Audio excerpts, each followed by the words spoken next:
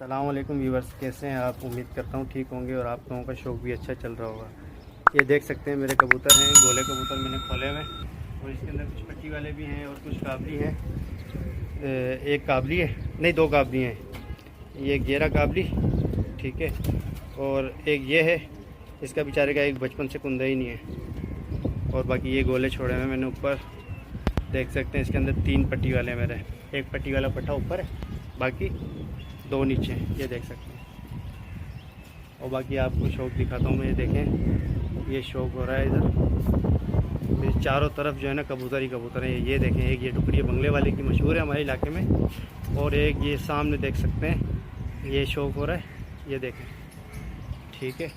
अब इसके अलावा जो है इधर पीछे भी है कबूतरबाज, ये देखें पट्टी वाले कबूतर हैं ये, लेकिन यही चिड़ी मार है। और आप लाइक करें, सब्सक्राइब करें, शेयर करें।